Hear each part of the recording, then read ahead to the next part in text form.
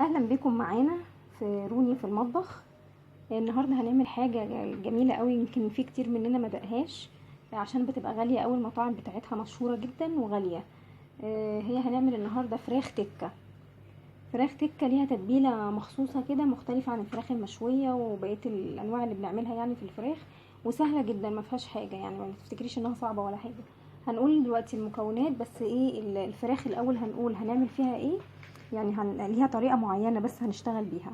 اولا هنغسل الفرخه عادي خالص متقطعه 4، وهنغسلها عادي تحت الميه في يعني هننقعها في ميه وخل وملح، وبعد ساعه مثلا كده نشطفها وخلاص هتبقى جاهزه معانا ونصفيها.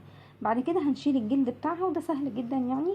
هنشد الجلد اللي عليها ونحطها في كيسين جوه بعض وندق عليها عشان تتفرد خالص. احنا عايزينها تتبطط خالص كده، تتفرد بالشكل ده كده اهي، مفروده خالص والعظم دقينا عليه وكل حاجه اتفرد. ما بتاخدش 5 دقايق دقدقه يعني، بس جوه كيسين جوه بعض وندق عليها بحاجه تقيله.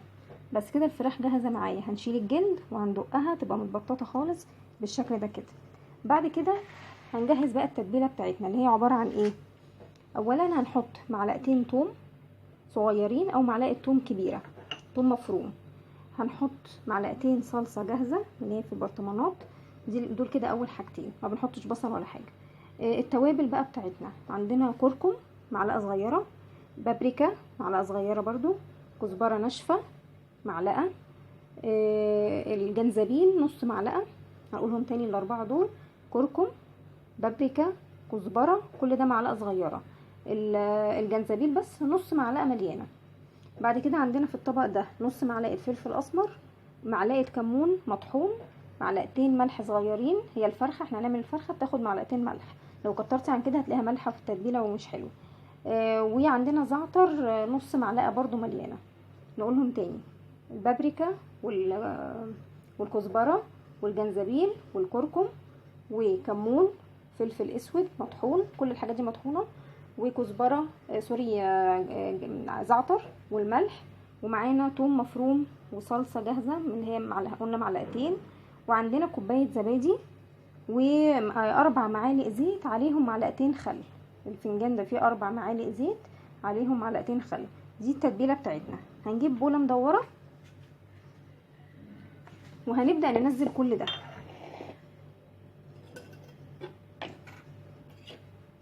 الثوم والصلصه،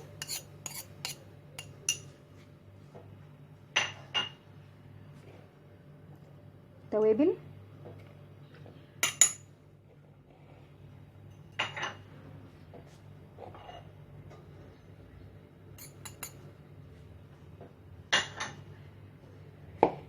الزيت والخل،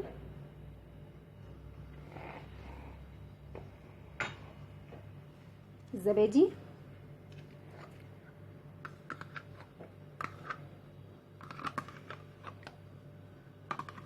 فاضي العلبه كلها. هي يا دوب العلبه معايا بتكفي الفرخه بس كده. نقلب كل ده بالمضرب السلك، نخلط كل المكونات مع بعض.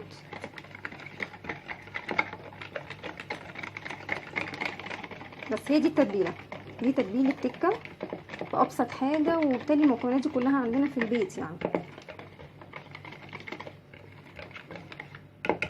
كده تمام اهي، خلطنا كله مع بعضه. هناخد بقى الفراخ وهنتبل قطعه قطعه ونرصها في طبق. يعني قطعه قطعه كده هنمسكها نتبل من هنا ومن هنا ونروح حاطينها، وهكذا نرص الباقي عليها. هوريها لكم دلوقتي هتبقى ازاي. كده بعد ما تبلنا الفرخه كلها، كل اللي احنا عملناه ان احنا خدنا القطعه حطيناها في قلب التتبيله وش وظهر وشلناها. اول ما بتحطيها التتبيله بتلزق فيها على طول كده، مش بتفك ولا حاجه. تحطي كده وكده هتلاقيها بالمنظر ده اهو كده من ناحيتين. رصينا كله فوق بعضه، والاحسن ترصيها في طبق ضيق كده عشان التتبيله تشرب منها كلها. وبعدين هنغطيها بستريتش وهنحطها في التلاجة مثلا اقل حاجه ساعتين 3. عايزه تزودي طبعا يبقى احسن بكتير، يعني لو حطاها من بالليل للصبح وهتقومي تطبخي الصبح حلوه قوي. انا هحطها النهارده مثلا حوالي 3 ساعات وارجع لكم تاني اقول لكم هنعمل ايه. رجعنا لكم تاني بعد 3 ساعات. انتوا بقى حرين بقى، يعني تحطوها في لو عندكم وقت ممكن تسيبوها 6 ساعات 8 ساعات يوم كامل. كل ما تتساب في التتبيله يكون احسن طبعا.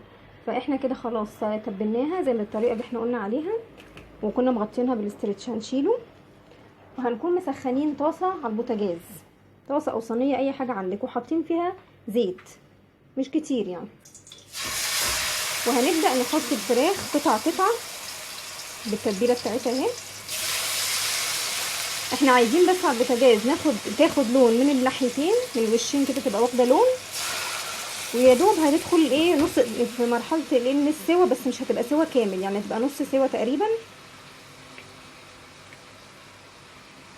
وهنكمل سواها في الفرن.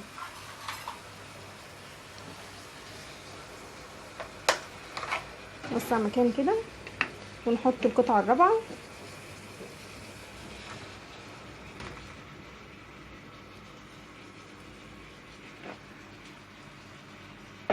كده خلاص احنا هنسيبها تاخد لون على الناحيتين، من الوش ده والوش ده تبقى بني كده، وبعدين هي كده مش هتبقى استوت قوي، هتبقى نص سوا او مش واصله كمان لنص سوا. هنعمل ايه؟ هناخدها بالصينيه كده زي ما هي وهندخلها الفرن. هي مش هتحتاج ميه ولا حاجه، هندخلها الفرن بقى تكمل السوا بتاعها وتتحمر خالص، وتروحي وهوريها لك برده في الاخر بعد ما تاخد اللون من الناحيتين، هوريلك شكلها عامل ازاي. كده خلاص الفراخ خدت لون من الناحيتين اهو. اللسعه دي انا عايزاها البني دي اهي.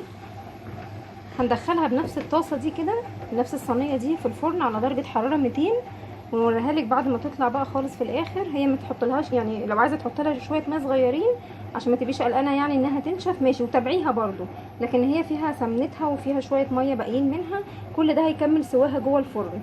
بس هوريها لك بعد ما تطلع وتشوفي شكلها عامل ازاي. احلى فراخ تكه سهله جدا، ممكن تعمليها في البيت ما فيهاش اي مشكله خالص. وده كده الشكل النهائي بعد ما طلعت من الفرن واتحمرت وخلاص ما بقاش فيها ميه تاني في الصينيه. نقلناها على طبق التقديم وطعمها تحفه جدا. واهم حاجه بس الخطوتين اللي قلنا عليهم ده سر التكه، غير التوابل طبعا بتاعتها اللي حطيناها مع بعض دي. اهم حاجه ان الفراخ تكون منزوعه الجلد، نشيل الجلد بتاعها وتدق وتتبطط خالص كده عشان تتفرد وتشرب التتبيله. وزي ما احنا قلنا بقى الخطوات، راجع الفيديو من الاول. التوابل بتاعتها ممكن تكون مختلفه شويه عن توابل الشوي، بس بتديكي طعم الفراخ تكه اللي بناكلها من بره غاليه قوي. لو عجبتك بقى وصفتنا هنستنى السبسكرايب بتاعك واللايك والشير لللينك بتاع القناه عشان الكل يشوف الشغل بتاعنا ويستفيد. وانا كمان عايزه استفيد بارائكم واقتراحاتكم، ودايما منوريني فروني في المطبخ.